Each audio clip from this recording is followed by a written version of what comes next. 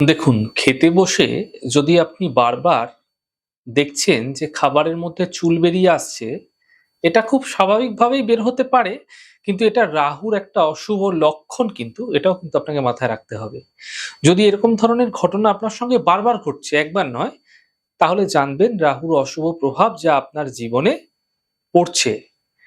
তো এই অশুভ প্রভাব আপনার কর্মক্ষেত্রে, আপনার মানসিক ক্ষেত্রে, আপনার অর্থনৈতিক ক্ষেত্রে বিভিন্ন ধরনের সমস্যা কিন্তু নিয়ে আসতে পারে। এই সময় কোনো মতেই ওই খাবারটি আপনারা গ্রহণ করবেন না।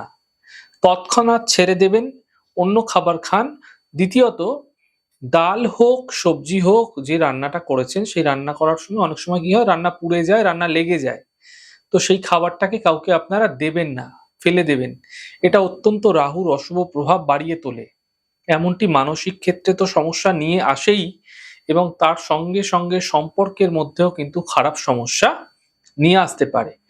এছাড়া অনেক সময় দেখবেন আপনি খেতে বসেছেন, খাওয়ার পাত্রটা হঠাৎ করে উল্টে গেল। অর্থাৎ সকল খাবারগুলি পড়ে গেল। এরকম ধরনের সংকেত কিন্তু মোটেই শুভ নয়, মোটেই ভালো নয়।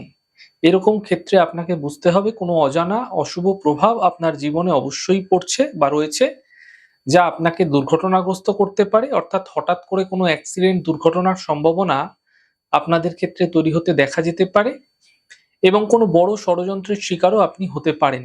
তাই এই লক্ষণগুলি যখনই আপনার জীবনে ঘটছে তখন সতর্ক এবং সাবধানতা অবলম্বন করার চেষ্টা করুন।